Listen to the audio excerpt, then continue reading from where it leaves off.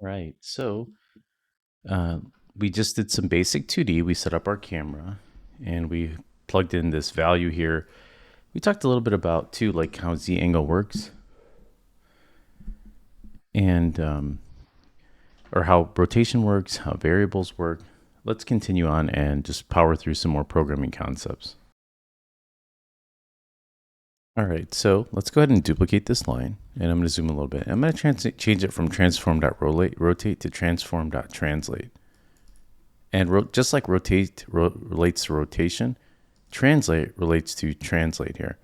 And I'm just going to go ahead and duplicate this value here. And oops, I'm going to hit Control D to duplicate this. And I'm going to call this translate. And let's say we want to translate on the x-axis. So you can just do x translate, copy that, and then we can just paste in the x-axis here, and we can make the z angle 0. Let me zoom out a little bit. Let's save that script. And actually, let me go ahead and comment this line out so you could see that first.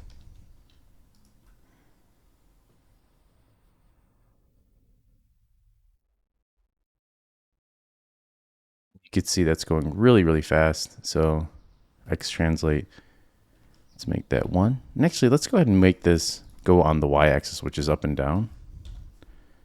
So I'm going to go ahead and paste this in here. And then I'm going to hit Control RR and rename this to Y translation. And then hit next. You could also just change it to Y here. And then you could see in here that this should update to Y translate. Now when I press play, you can see it goes super fast. If I make this 0.1,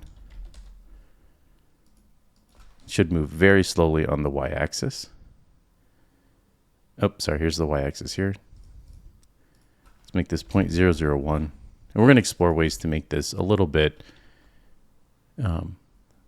like how to control this a little bit to make it more normalized. So you can see now it's moving on the y-axis because we have that in there. Now if we add those together, the rotation and that, let's save that. Let's see what that does.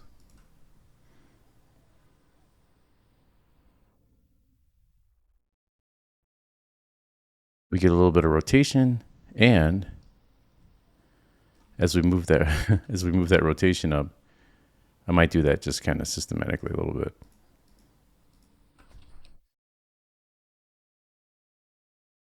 Six. You can see that it's kind of moving up at the same time as rotating. We get this nice little kind of rotation here.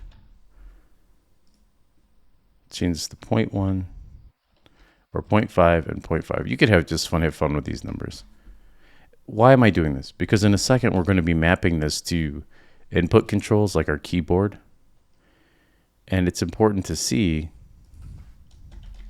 just kind of how these values move on their own just by inputting some arbitrary value in there. So, and we could take our angle down a lot, the Z rotation angle.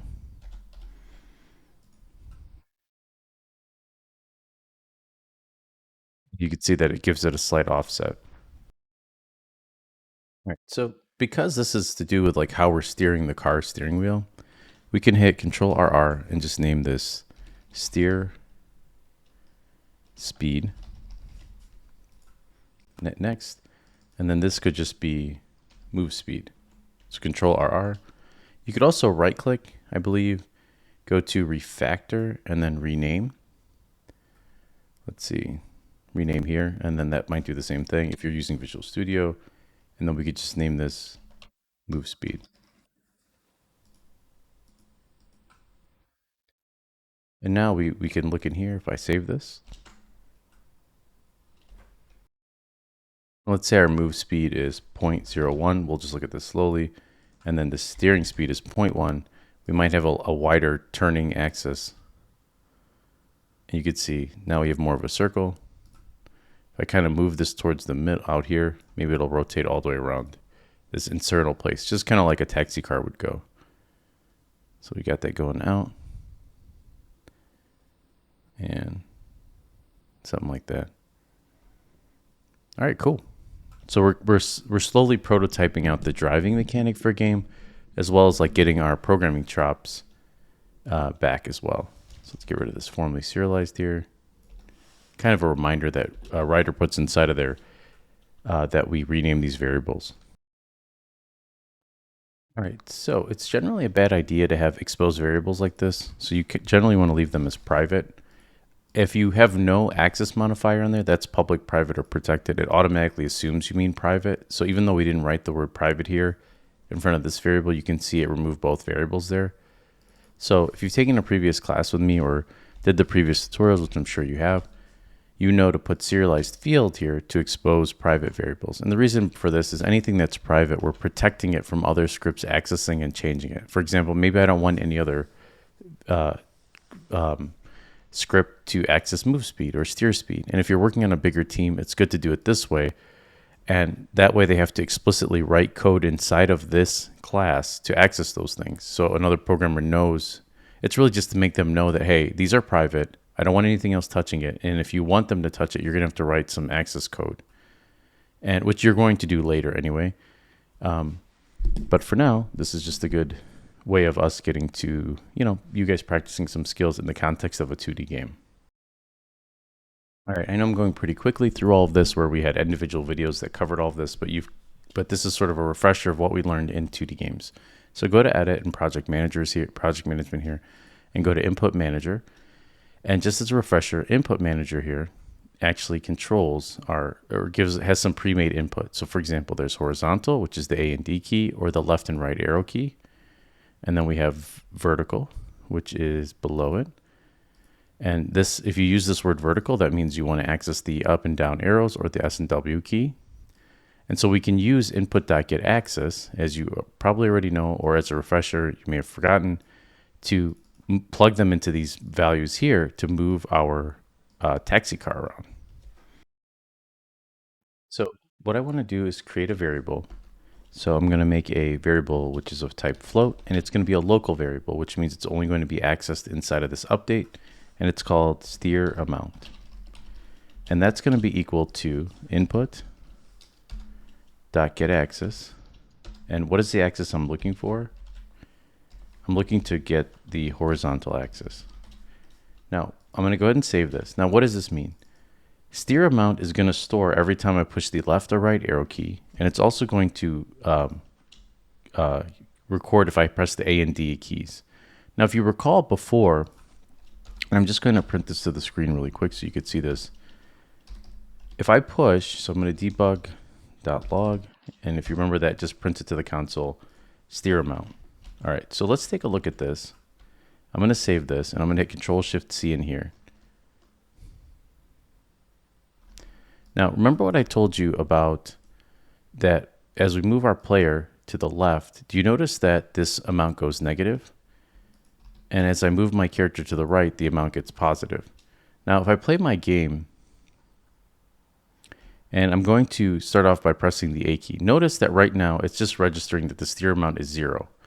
But if I push the A key, it's and I push the D key. If you look down here, and it looks like we're not at the bottom. Let's see if we collapse this, okay, there we go. That's probably, I'm pressing the A key now. Notice that it goes to negative 0.99. Now, if I push the D key, notice that it goes almost to 1. Now, I'm going to press the left arrow key. You're going to get the same value, negative 9, whatever. And if I push the right arrow key, it's going to go all the way up to 0.9. So what's happening is every frame, it's just checking the input of horizontal. And it's going to apply that amount inside of steer amount. And by having it in the update method, it's going to update every frame every time I push that key. Now, this is the steer amount. So instead of steer speed here, which is 10, so I'm going to make this a 1 and this one a 1, 2, and I'm going to save that. I'm going to use that as a way of controlling not only the steer amount, so like if I press the A or D key, I can multiply that by steer speed. And what that'll give me is essentially, and let me put this on another line. I'm just hitting enter after it. It shouldn't give you an error as long as you have the semicolon there and it's one continuous line. But by using steer amount times steer speed, I can kind of control the amount of steer. So I can make it twice as fast, or I can make it slower, or all that other stuff. So if I go ahead and save this, and I'm just going to go ahead and knock this out because you've done this before. I'm going to name this one steer amount. I'm also going to name this one move amount, and I'm going to change this to vertical. And I'm just going to go ahead and just plug this in here because this shouldn't be anything new. And I can move this line down here, and I could do steer amount, and then plus quotes, and then move amount if you need to see that. I don't know. You can. This is another way of just kind of testing if these variables are actually giving the value. But remember, vertical is our up and down arrow or our W and S key. So now when I hit Control S here, a couple things are going to happen. One, I'm going to move my taxi driver or my taxi cab. I should name it taxi cab. Just sit down here in the middle. Notice when I press play, it no longer moves. And the reason for that is because these values are set to 0.1 and 0.0, but it's waiting for input from my horizontal and vertical inside of these values. So now when I push my up arrow key, it goes super fast. If I push my down arrow key, it comes down. So that's where like the move speed comes into play. Now, we can adjust we can normalize this by doing like this sort of military time, computer time, depending on how you do it, called time.delta time. But let's just go ahead and take move speed here and just, oh, you know what? I never even multiplied it by move amount. So that's probably another reason why it's moving so quickly. So you probably noticed that. So here's steer amount time, and here's move amount, and they're multiplied by, oh, I don't even have a move speed. Here's move, or I don't have my, here's move amount. I didn't put my move speed in there, sorry. There we go. Another thing that I kind of messed up on is generally you want these variables to be lowercase. So I'm going to Control RR and make this lowercase. Like that. And let's get rid of this previously serialized stuff. Let's save that. And let's press play.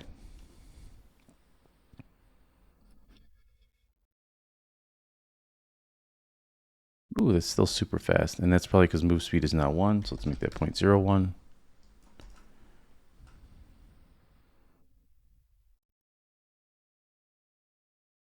There we go. Now mine are going opposite. So I could probably do, let's see, move amount here. I'll just put a minus in front of it, and that'll inverse. That'll make it inverted, my WASD keys. So now when I press play,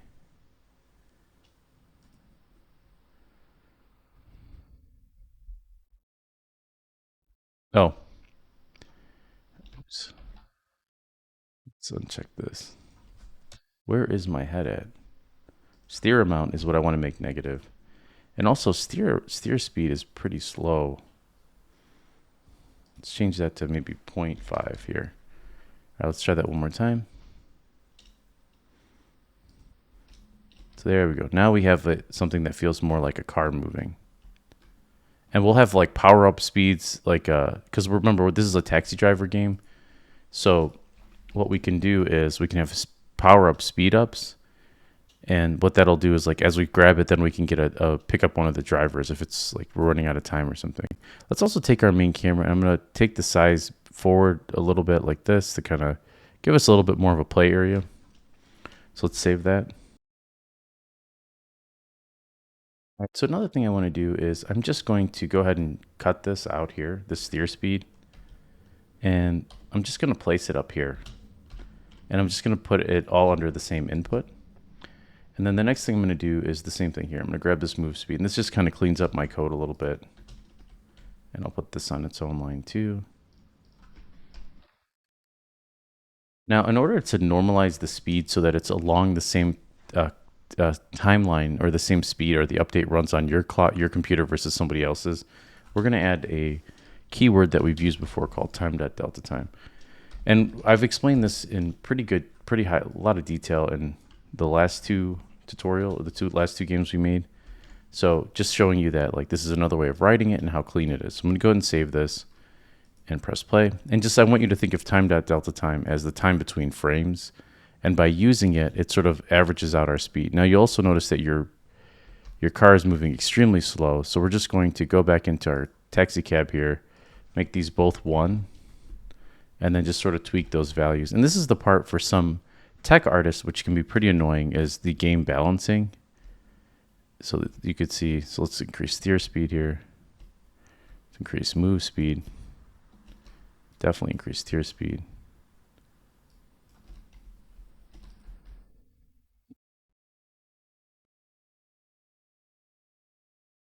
A little better.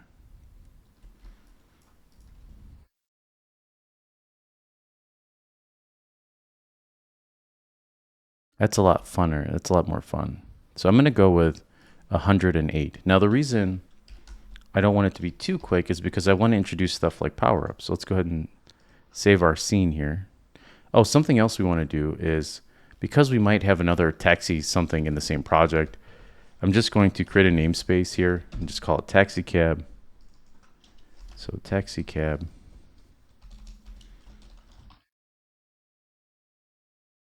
Game. And then I'm going to take this line here and I'm going to hold Alt. I'm just going to move it below all of my code. You can also cut and paste it. And then Control Alt and Enter to clean up my formatting, and hit Control S to save. And so now we have a namespace called taxi cab game. And we want to make sure that we put all of our taxi cab code inside of this namespace. And let's check this out now. Press play, make sure that those values lock in and that any changes to our code didn't mess anything up. Pretty good. I think I want my steer rotation to be even more than that. Like tighter rotation. All right, cool. We'll do 150 on the steer speed. All right, saving that. And we also want to save in our asset games 2D taxi. We'll just make a new folder called scenes in here.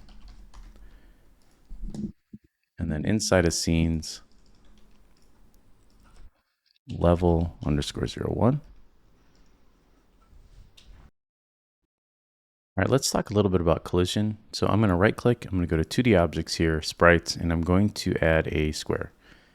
Now, say inside of our taxi game, we want to get to a driver, or a passenger rather. And what we're going to do is we're going to have to bump through this gate. Okay, so here we have a gate. And now when I press play, let's see what happens. Now notice there's no collider on this or any kind of physics. I can just drive straight through it. So let's go ahead and select our taxi driver here. Let's add a component, and we're going to add a box collider 2D. Now with this other square here, which we're going to name gate, we're going to add another component, which is a box collider 2D. Now when I press play, let's see what happens here. All right, I move forward and I'm able to pass through this. Interesting enough. Now what happened here? So let's hit our square here and let's click on this button. You can see that we do have sure enough, we have a box collider there, and then we have a taxi driver. We can click on this. You could see, let's hit F to focus on our taxi driver. Sure enough, we have collision on there. In order to register this collision, we need to add a rigid body. So on our taxi driver, I'm going to go ahead and type in a rigid body here, and we're going to do rigid body 2D. And you can see there's gravity scale. Let's go ahead and make this 0, and I'm going to press play. Because otherwise, if we leave that as 1, our taxi driver, our thing will fall. Now you could see that as I'm driving through this, it's having a very hard time getting through this gate. Now there are kind of bugs behind this where, like, if you could hit it at certain angles, it'll go through. But we've essentially created what is a gate. And so in order for physics to essentially be registered, you need to have a box collider to be registered, you need a rigid body on it. So let's go ahead and add a rigid body to this gate. So rigid body 2D. And I'm going to take the mass. Well, let's take the gravity down to 0. So it's not moving. But I want to show you something else. So if I press play here and I drive into this gate, you could see I can move it. Now it has a little bit of weight to it, and that's why it's stopping it from moving. And that's this mass here. So if I make the mass 0.1, watch what happens when I drive through this. It moves a lot easier. Now if I make the mass here 100, let's see what happens here. It's like really hard to move. It's almost boom, you're like hitting this thing really hard. So let's leave it as 1 for now for our square here, which is, sorry, let's name this gate. I don't know why I named it square. And now when we drive through it, you can see we have some collision. Pretty cool. All right, so I'm gonna just kind of recap or close up this video. We've done movement, we've done collision, things like that. I think what we'll do in the next videos, we'll talk about how to actually script the collision and the movement. And yeah, that's it.